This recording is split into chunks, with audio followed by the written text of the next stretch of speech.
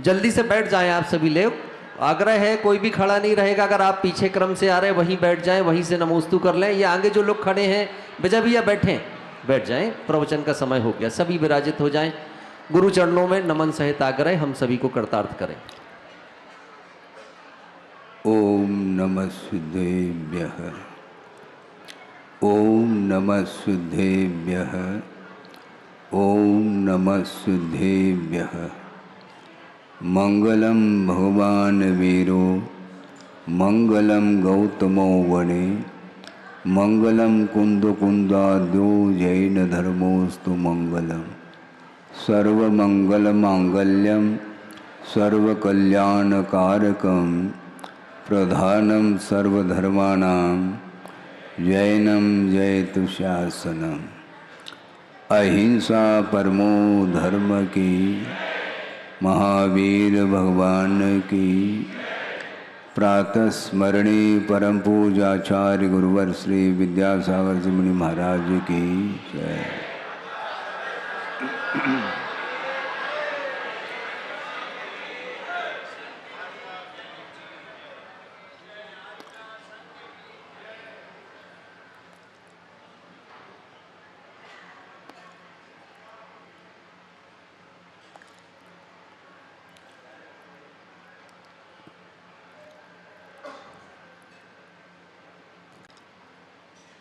प्रतिदिन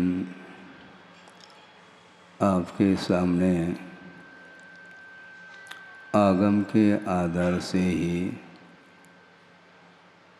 भिन्न भिन्न प्रसंगों पर विषय दिया जा रहा है, किंतु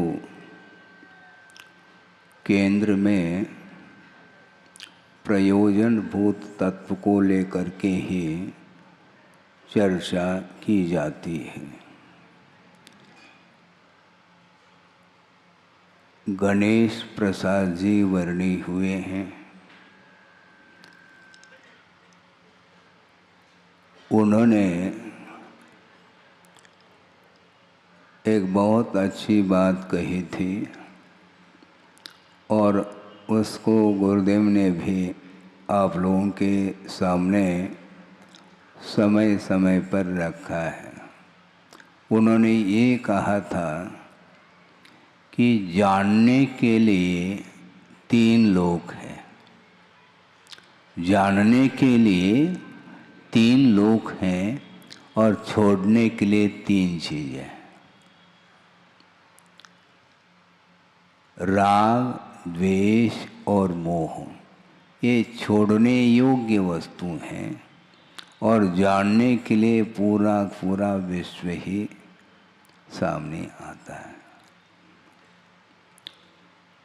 ज्ञान बंध के लिए कारण नहीं, किंतु बंध जो होता है वह राग द्वेष मोह के कारण ही बंध होता है।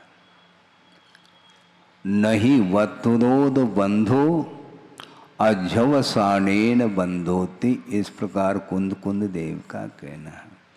वस्तु बंध के लिए कारण नहीं, किंतु वस्तु के निमित्त को लेकर के जब रागादिक भाव उत्पन्न होते हैं उसके माध्यम से कर्म का बंध होता है, ऐसा कहा।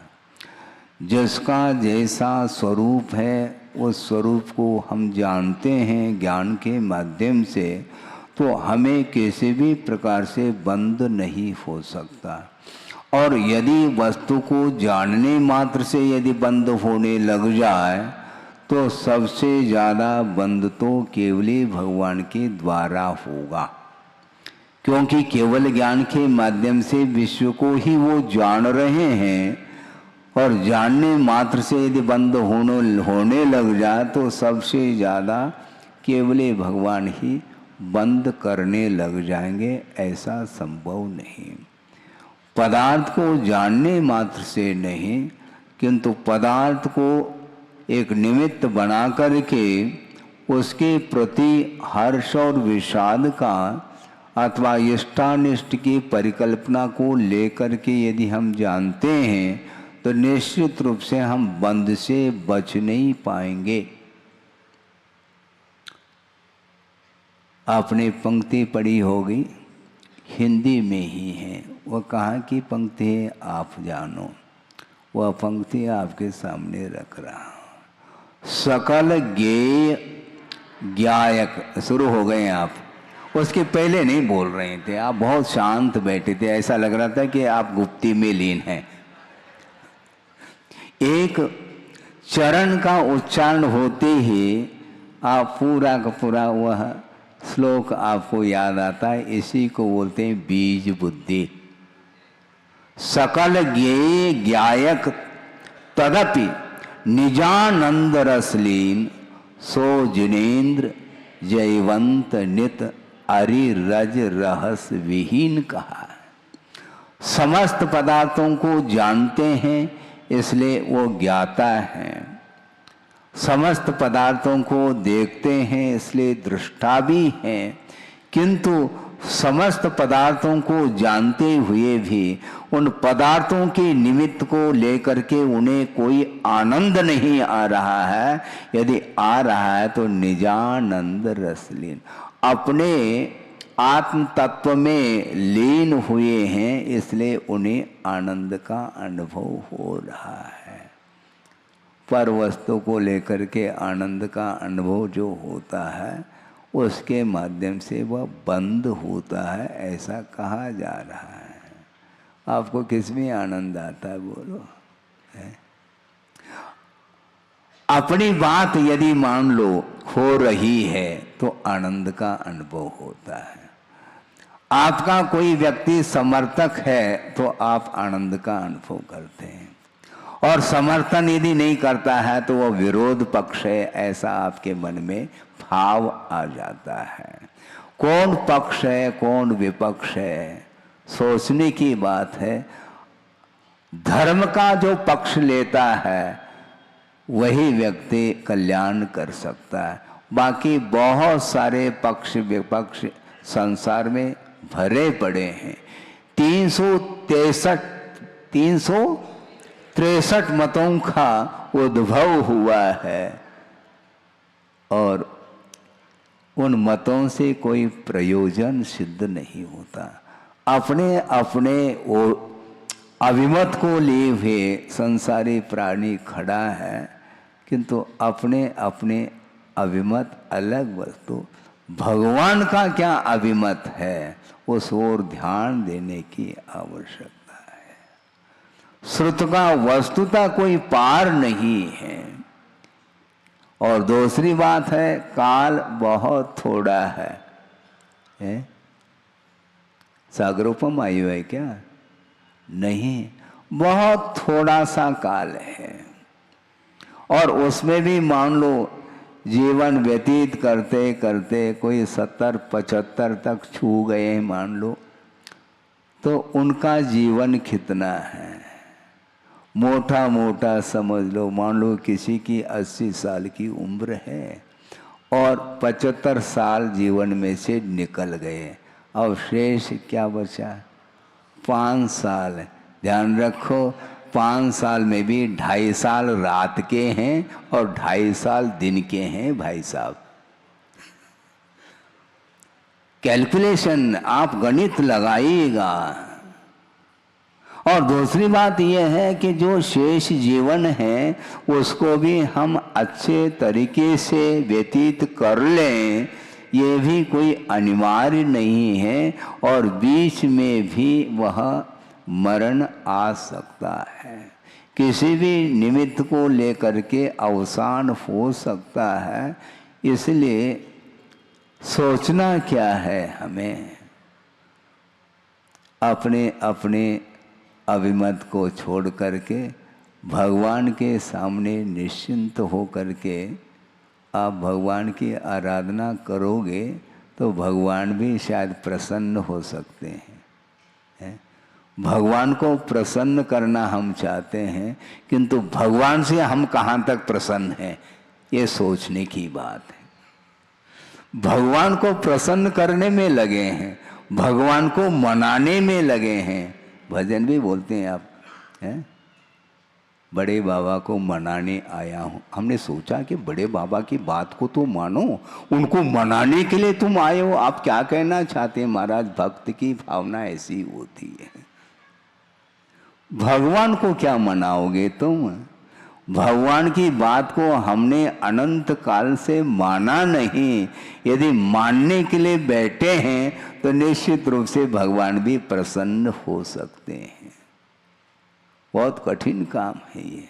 काल बहुत अल्प है और वयम च दुर्मेहा, हम लोगों की जो बुद्धि है वह दुर्मेधस, ऐसा बोल रहे हैं।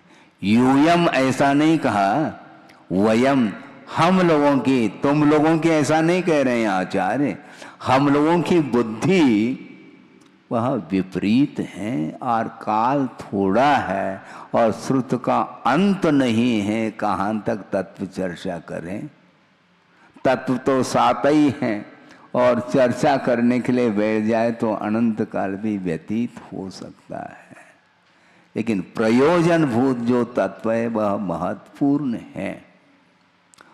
समस्त पदार्थों का ज्ञान हो न हो, हमें कोई भी विकल्प नहीं है, किंतु आत्म तत्व का यदि बोध हो जाए उसके माध्यम से ही विश्व का परिज्ञान भी हो सकता है। जो एगम जानदि सो सर्वम जानदि, जो एक को जानता है वह विश्व को जान सकता है, जानता है, ऐसा आगमकारों का कहना है। हमें विश्व को नहीं जानना है। ये जानने का विकल्प भी हमारे लिए परेशानी में डालता है। कहाँ तक तुम जानोगे? जानते जानते जानते जानते थक जाओगे, क्योंकि ज्ञेय अनंत है, उस ओर हमें नहीं जाना है। अभी तक जिस विषय को या जिस तत्व को प्राप्त नहीं किया है उसको प्राप्त करने के लिए हमें निरंतर उद्यमशील होना है। हाँ, एक प्रसंग आपके सामने रखूं। पुराना प्रसंग है, शायद मैं उस समय क्षुल्लक अवस्था में था और कुंडलपुर का वह प्रसंग है। और एक सज्जन आए गुरुदेव के पास कि महाराज मैं जल्दी में हूँ। सुन रहे हैं आप? महाराज मैं जल्दी में हूँ और बिल्कुल बहुत जल्दी में हूँ, इसलिए एकदम संक्षेप में मैं जानना चाहता हूँ कि धर्म का क्या स्वरूप है। तो हमने गुरुदेव ने सोचा कि बहुत जल्दी है, कहीं गाड़ी चूक न जाए, इसको अति संक्षेप में बताना चाहिए, हाँ, ताकि जो जाने का उद्देश्य है वह भूल जाओ और यहीं बैठा रहे तो ज़्यादा अच्छा है। उन्होंने ये कहा कि वस्तुतः धर्म का स्वरूप अति संक्षेप में चाहते हो तो ये समझ लो, अभी तक अतीत में जो अच्छा लगा है वह तो अधर्म है, और अभी तक जो अच्छा नहीं लगा है वह धर्म है। आपको क्या अच्छा लगा? जबलपुर अच्छा लगा, इसलिए जबलपुर छोड़ना नहीं चाहते हो। अच्छा क्या लग रहा है मुझे बताओ। पंचेंद्र के विषय ही इसको अच्छे लग रहे हैं, जो कि वो संसार के लिए कारण हैं, और अभी तक क्या अच्छा नहीं लगा? आत्मा का स्वरूप अच्छा नहीं लगता। आत्म स्वरूप को छोड़ करके कुछ बात करो महाराज, हम तो बैठे हैं सुनने के लिए, और उसमें वह डूब जाता है, बहुत आनंद का अनुभव करता है, किंतु वह नश्वर है, वह आनंद नहीं है, वह सुख नहीं है, वह सुखाभास है। यानी सुख का एकमात्र आभास हो रहा है, वस्तुतः सुख नहीं। महाराज अब प्रतिदिन बोलो, लेकिन मन तो उसी में लगा हुआ है। हम क्या कर सकते हैं? आपको क्या करना है? और हम कर भी क्या सकते हैं, और भगवान भी क्या कर सकते हैं, क्योंकि किसी की प्रकृति को परिवर्तित नहीं किया जा सकता, ये सिद्धांत है। यदि वह परिवर्तित करना स्वयं चाहे तो वह परिवर्तित हो सकता है। नाना जीव हैं, नाना कर्म हैं, अनेक प्रकार की उपलब्धियां हैं, इसलिए हमें विवाद नहीं करना किसी के विषय को लेकर के, किंतु हमें संवाद करना है, विसंवाद नहीं करना किसी से। हाँ, हार जीत की बात मत करो। दो कथाएं मिलती हैं आगम में। एक कथा विजिगीषु कथा। विजिगीषु कथा का अर्थ क्या है? जीतने की, हार जीत की जो कथा है वह कथा ठीक नहीं, किंतु वीतरा कथा वह हमारे लिए प्राप्तव्य है। वीतरागता के साथ कथा करो। अनेक प्रकार की संसारी प्राणी कथा में उलझा हुआ है और उलझता चला जा रहा है, क्योंकि सत कथा करने के लिए उसको फुर्सत ही नहीं। सत कथा कहते ही नींद आ सकती है। क्यों? रुचि नहीं उसके प्रति। किसी ने कहा कि महाराज धर्म के प्रति रुचि कैसे जागृत करें?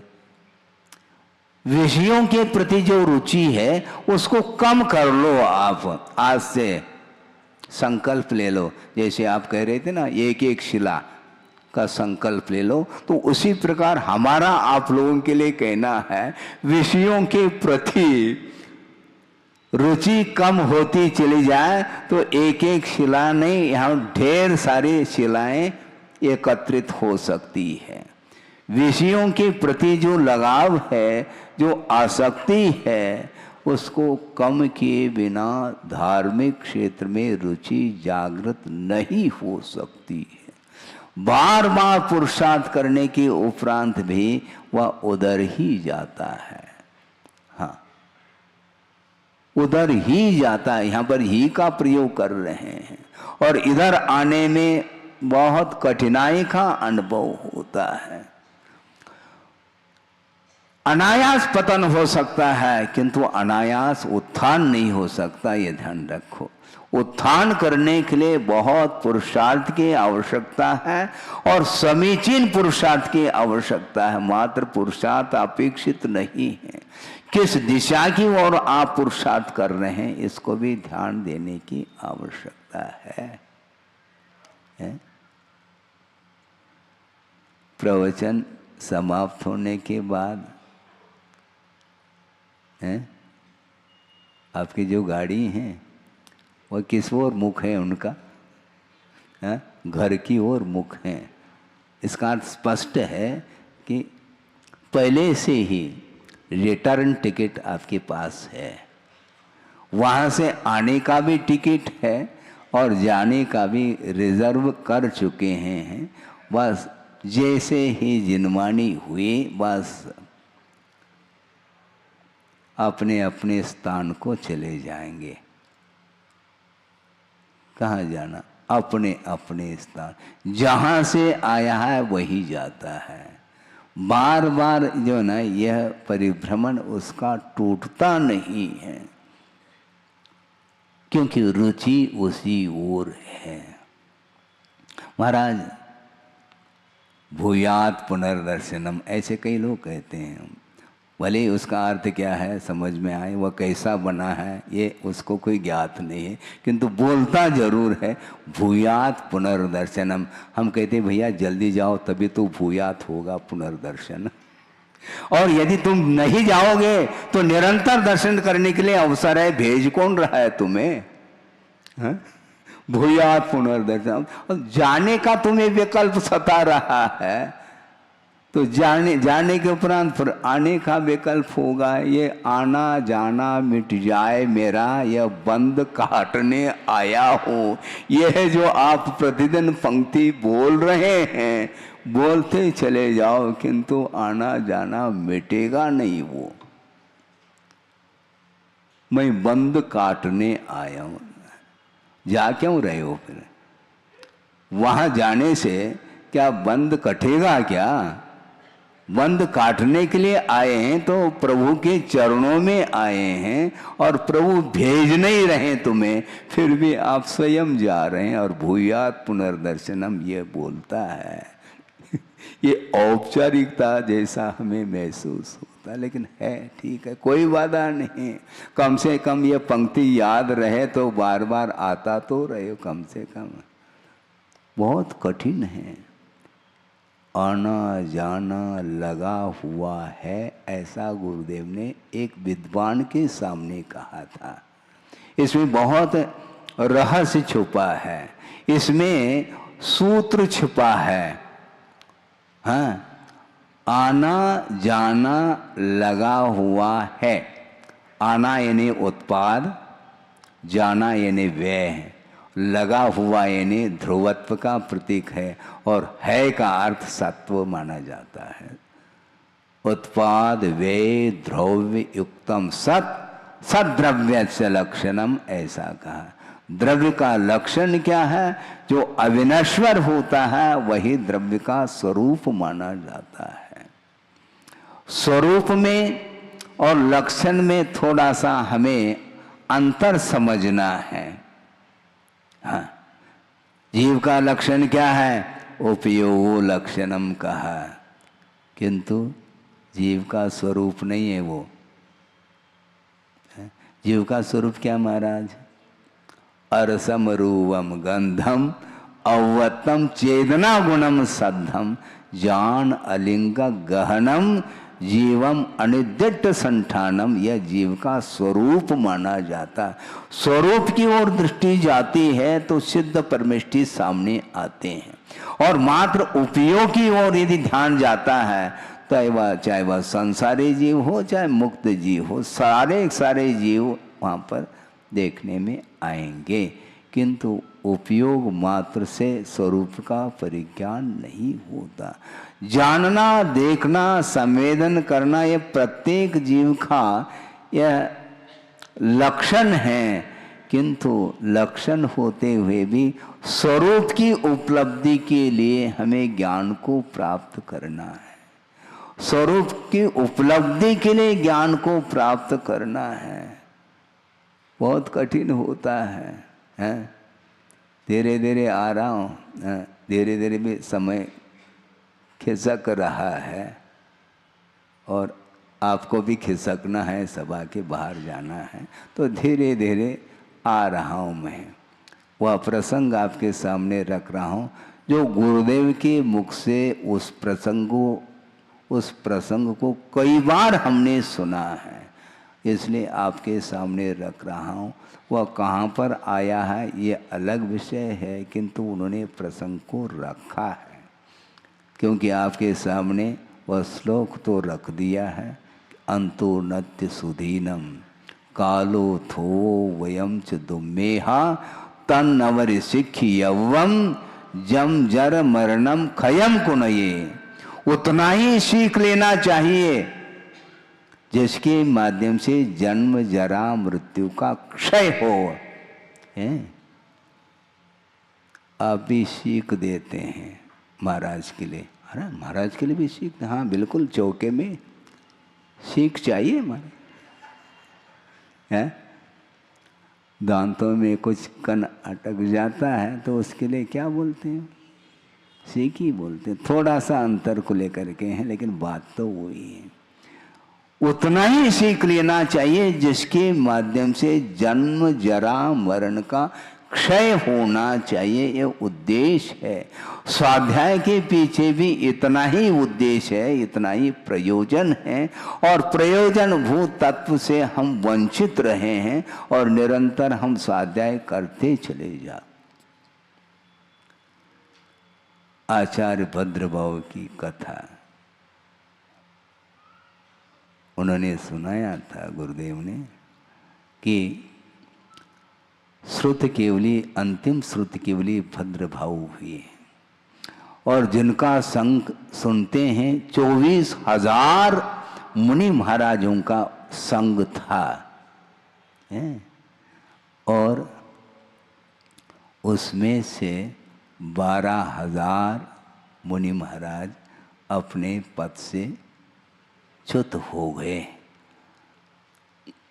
उत्तर में अकाल पड़ा और अकाल के कारण दक्षिण की ओर जाने का उनका मन हुआ और वो निकल गए, और उनके साथ 24,000 का संघ था, 12,000 का संघ यहीं रह गया।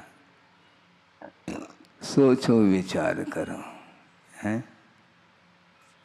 सोचो। मतलब हमें ऐसा लग रहा है भद्र भाव से भी इनका ज्ञान ज़्यादा काम कर रहा है, ऐसा लगता है। श्रुत केवली की बात को न मान करके यहीं रह गए वो। इसी को बोलते होनहार, टाले न टले, इसी को बोलते हैं होनहार।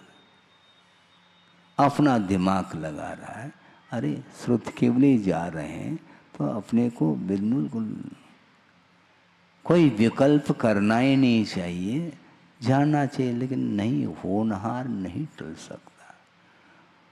और उन्होंने ये प्रसंग दिया था कि एक स्थूल भद्र जिनका नाम है, और वे भी श्रमण के रूप में ही थे और प्रतिदिन स्वाध्याय कराते थे अंगों का और पूर्वों का। अब सोचो, विचार करो, है?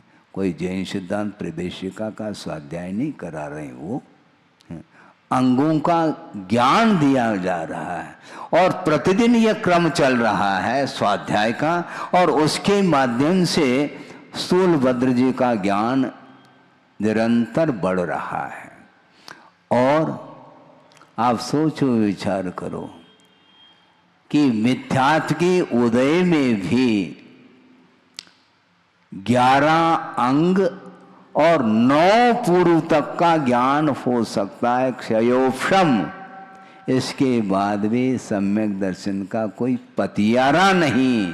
आप सोचो, एक अंग का अध्ययन कराते कराते कराते 11 अंग हो गए, और प्रथम द्वितीय तृतीय इस प्रकार 14 पूर्व में से 9 पूर्व तक का ज्ञान हुआ।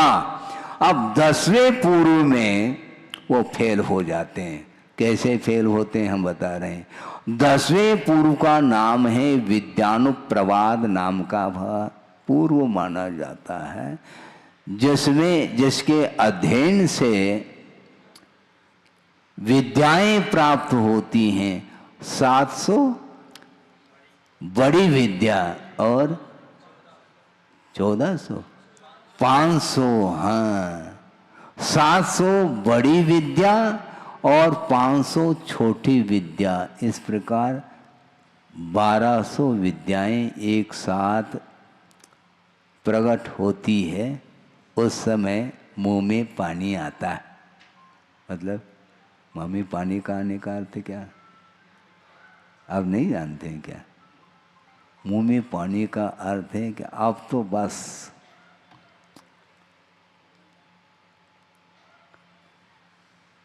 1500 विद्याएं सामने खड़ी हैं, और उसमें एक विद्या का नाम है परकाय प्रविष्ट नाम की विद्या। परकाय प्रविष्ट का अर्थ दूसरे के शरीर में प्रविष्ट होकर के रहने की विद्या का नाम परकाय प्रविष्ट ये विद्या है। सोचो, अब स्थूलभद्र के मुंह में पानी आ गया। अब हमें इसका प्रयोग करना है, और एक दिन श्रुत केवली भद्र बाबू के पास जा कर के निवेदन करते हैं कि महाराज, आपके द्वारा काफ़ी ज्ञान का अर्जन हुआ, और मेरी भावना है, कौन सी भावना है कि महाराज एकांत में जा कर के मैं ध्यान करना चाहता हूँ, और आपका आशीर्वाद अपेक्षित है। तो भद्रबाहु ने सोचा काफ़ी समय हो गया है ज्ञानार्जन करते करते और ध्यान लगाने का भाव तुम्हारे अंदर है, बहुत अच्छी बात है, इससे बढ़कर के और कौन सा शुभ लक्षण है। क्योंकि ज्ञानार्जन करने के उपरांत प्रयोग की बात कर रहा है, बहुत अच्छी बात है, तुम जा सकते हो। बस इतने ही पर्याप्त था। और स्थूलभद्र जी जा रहे हैं कहाँ पर, कहाँ पर जा रहे हैं वो?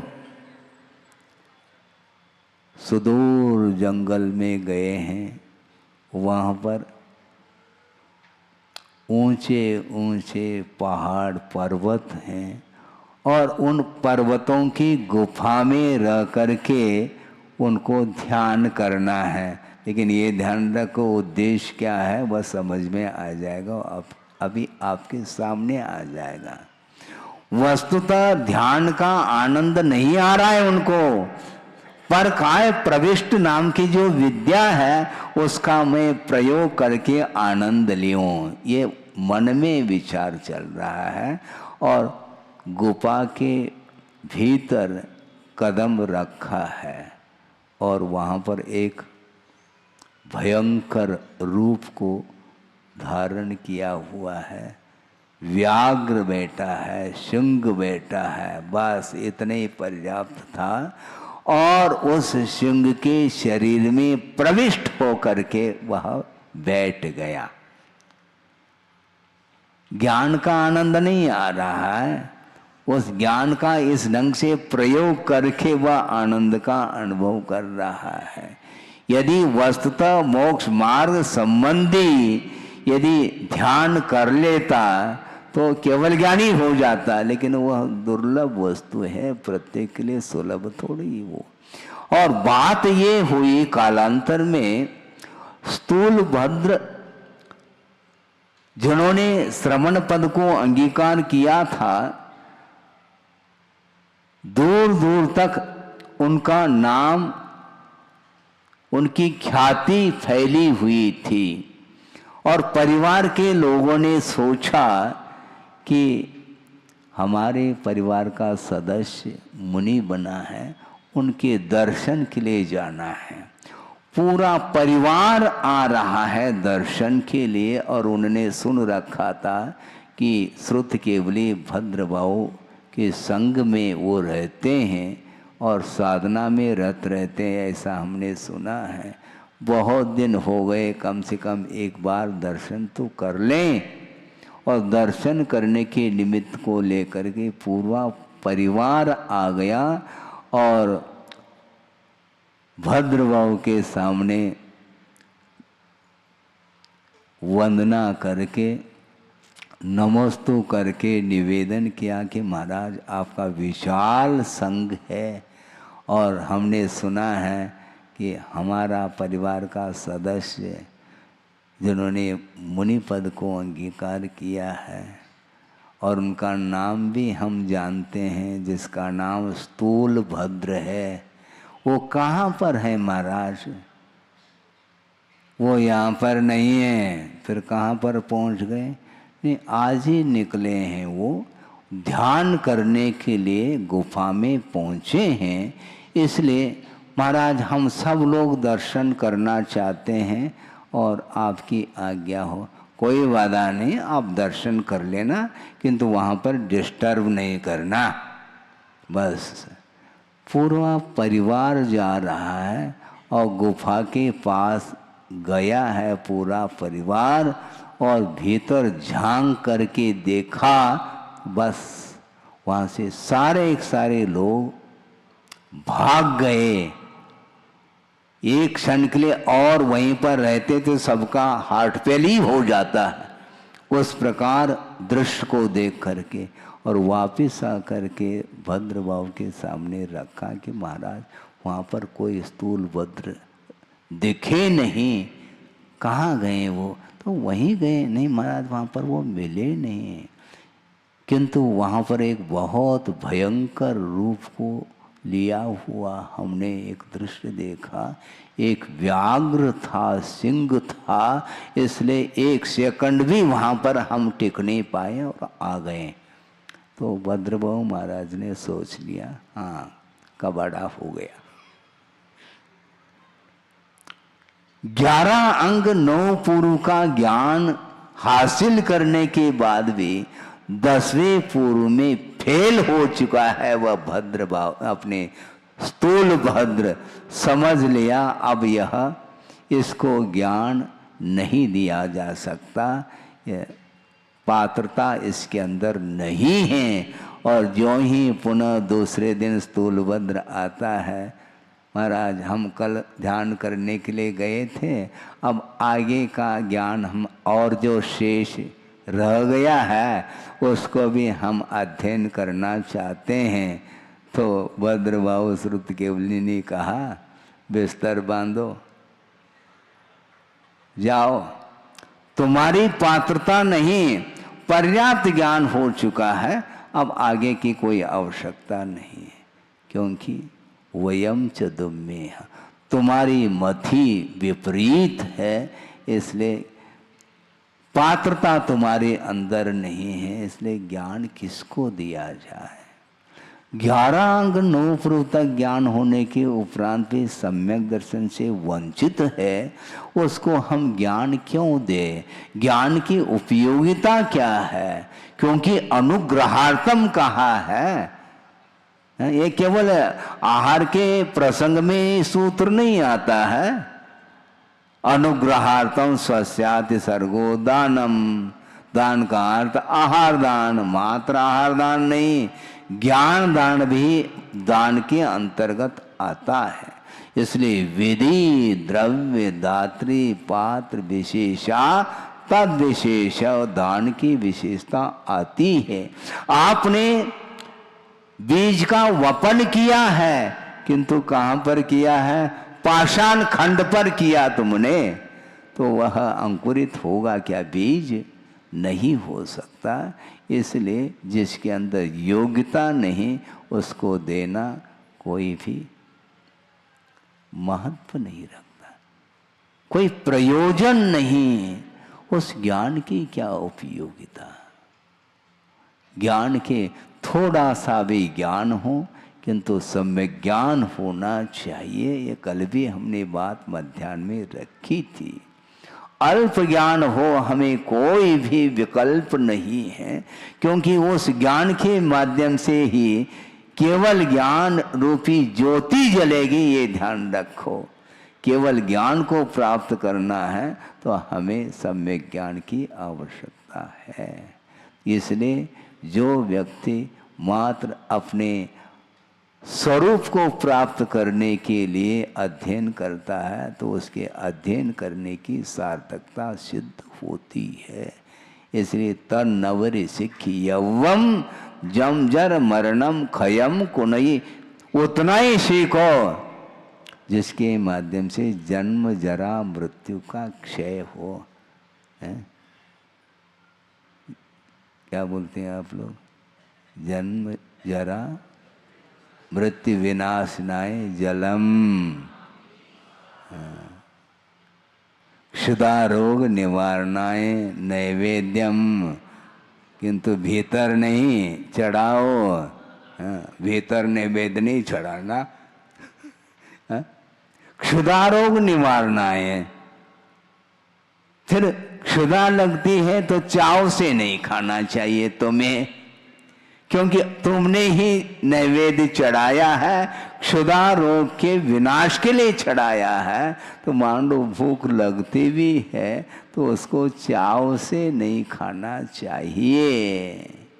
हाँ, बिना मन के, बिना इच्छा के थोड़े बहुत लेकर के आओ, क्योंकि आचार्यों ने कहा है गर्त पूर्ण आया है मूलाचार में, श्रमणों के लिए कहा है। श्रमण लोग आहारचर्या संपन्न करते हैं। उस समय 2-3 प्रसंग दिए हैं आहारचर्या के निमित्त को लेकर के, कि श्रमण की वृत्ति कैसे होती है। आप ध्यान दें, श्रमण की वृत्ति कैसे होती है? भ्रामरी वृत्ति। महाराज इसका अर्थ क्या है? खोल रहा हूं, 10 मिनट हमें और समाप्त करना है।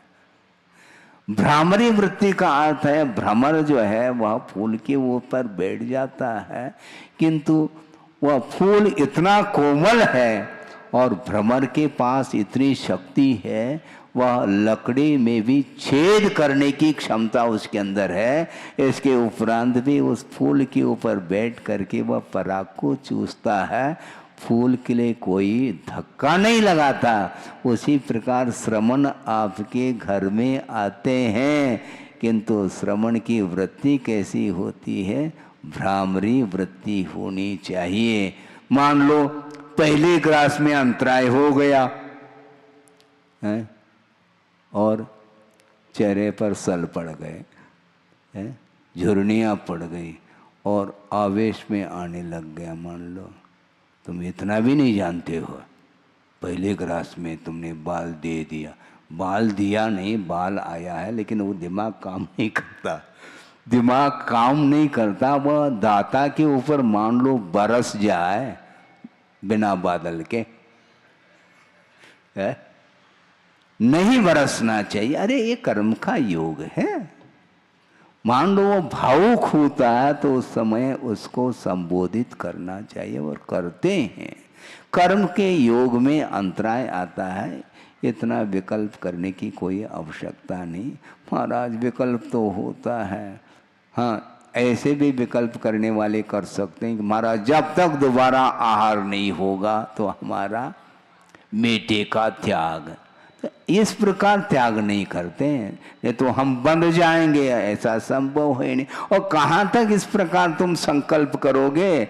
मीठे का त्याग कर दिया, मान लो दूसरे का दूसरे दिन और अंतराय हो गया तो तुम करोगे क्या? कहाँ तक तुम ये त्याग करते रहोगे? ऐसा विकल्प करने से काम चलने वाला नहीं, क्योंकि ये अंतराय कर्म का उदय आता है तो दो के बीच में आता है, ये ध्यान रखो, अकेले एक के बीच में नहीं।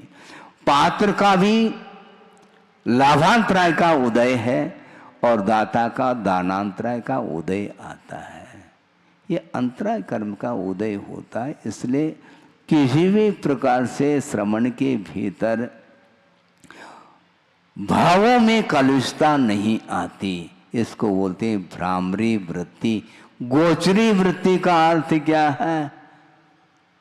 गाय के सामने चारा डाला जा रहा है, कौन डाल रहा है उस ओर ध्यान नहीं देती गाय, वह चारा आ गया हरा हरा चारा तो बस वह नीचे मुख करके वह खाना प्रारंभ करती है। उसी प्रकार श्रवण जब आते हैं आपके यहाँ दाता के यहाँ, उस समय नवधा भक्ति जब तक नहीं होती तब तक वो देखते रहते हैं, उसमें कोई कमी तो नहीं है। बस उसके उपरांत शुद्धि बोलने के उपरांत खड़े हो गए, अब कौन दे रहे हैं?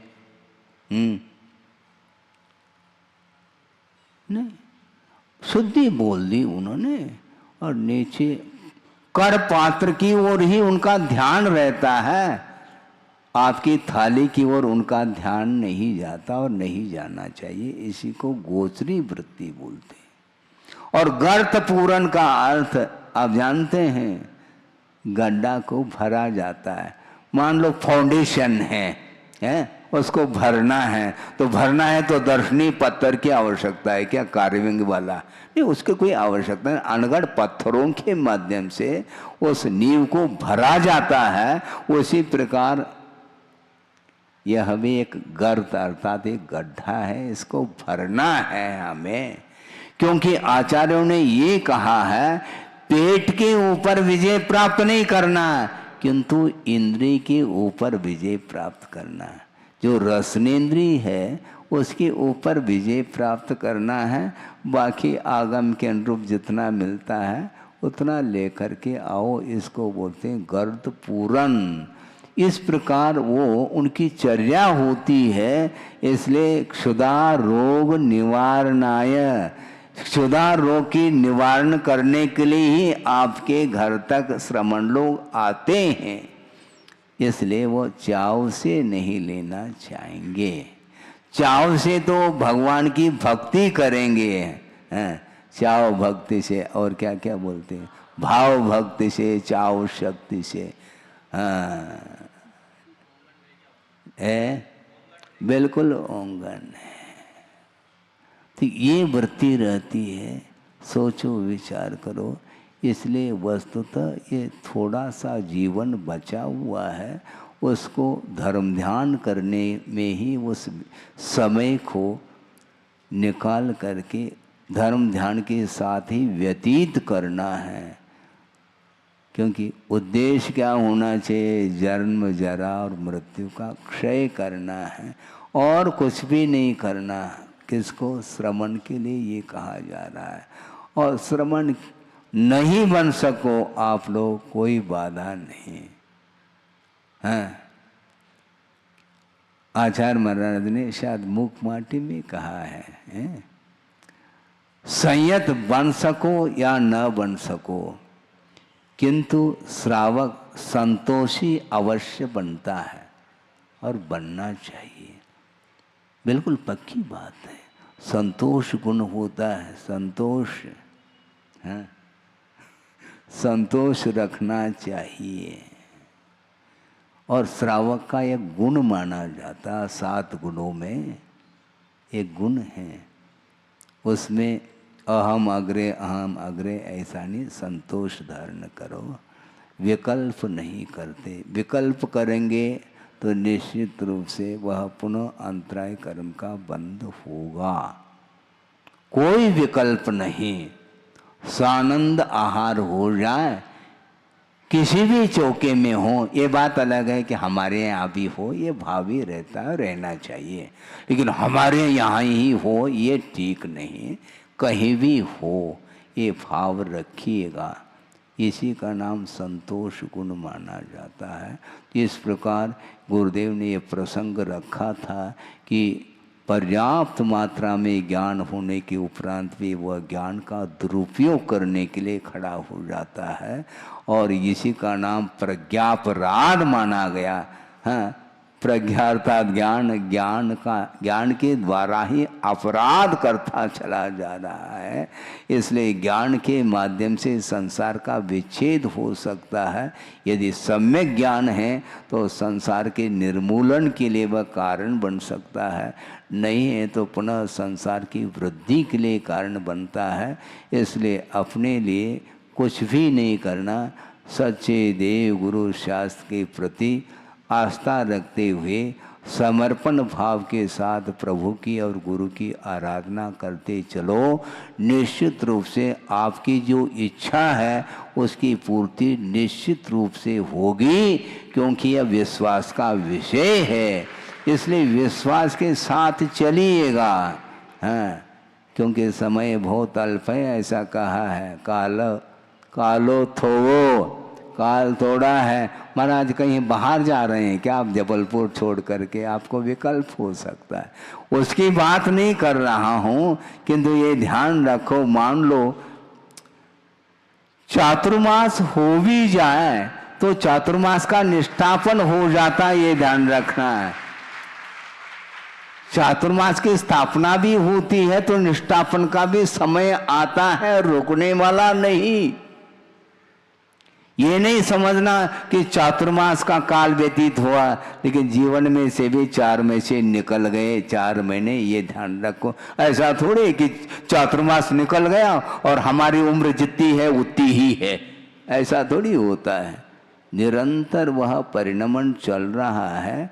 जीवन आया है तो निश्चित रूप से वह समापन की ओर है।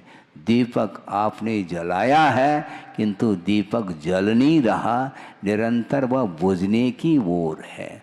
क्योंकि तेल जल रहा है और तेल जल रहा है तो निश्चित रूप से वह तेल समाप्त होगा। और ये ध्यान रखो, तेल समाप्त होने को है तो आप तेल डाल करके पुनः उस दीपक को जला सकते हो, किंतु यह दीपक जो जल रहा है अब तेल समाप्त होते ही दूसरा दीपक आएगा, ये दीपक बुझेगा। आप कुछ कितना भी प्रयास करो आपका प्रयास विफल होगा, क्योंकि ये वस्तु व्यवस्था है, वस्तु का स्वरूप है। इसलिए वस्तु के स्वरूप को समझते हुए करने योग्य कार्य को आपको करना है और मुझे भी करने योग्य कार्य को ही करना है। दोनों मिल कर के आत्म तत्व की पहचान कर लें और आपका जो कर्तव्य है आप करते रहो, क्योंकि 2 पेपर हैं। आप सुन रहे हैं? समाप्त कर रहा हूँ।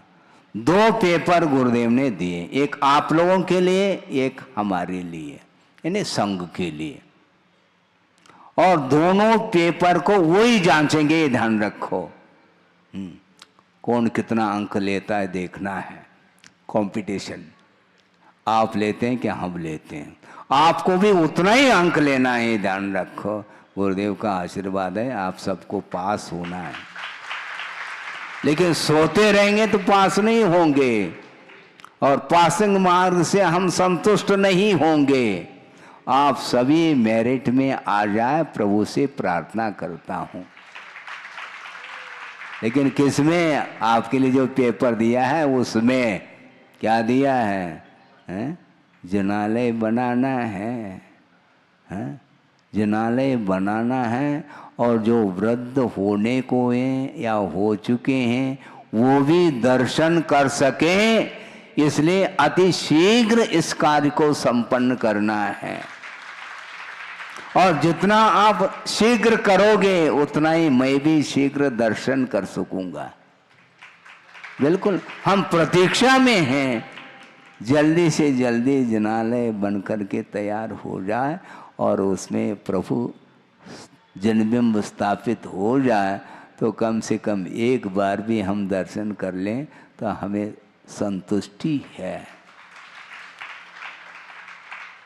सुन रहे हैं क्या? नहीं, मतलब की बात सुनो। पूरा प्रवचन यदि भूल जाओ कोई बाधा नहीं, किंतु मुख्य समाचार को भूलना नहीं चाहिए। हैं?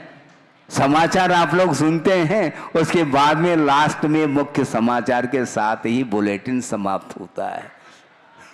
उसी प्रकार मैंने जो आपके सामने रखा मुख्य समाचार दिया है, इसको भूलना नहीं चाहिए। इसमें सभी लोग भाग लें, भागना नहीं, भाग लेना है, नहीं तो भाग जाओगे तो मुश्किल हो जाएगा। इस कार्य में सब लोगों को आबाल वृद्ध इसमें भाग लेना है और अच्छे मन से उस कार्य को संपन्न करने के लिए योगदान देना है। अहिंसा परमो धर्म की जय। बोधि समाधि परिणाम शुद्धि स्वात्मोपलब्धि शिव शोक सिद्धि चिंतामणिम चिंतित वस्तुदाने त्वां वंद मानस्य ममास्तुति। परम पूजाचार्य गुरुवर श्री विद्यासागर जी महाराज की जय। आचार्य भगवंत गुरुदेव श्री 108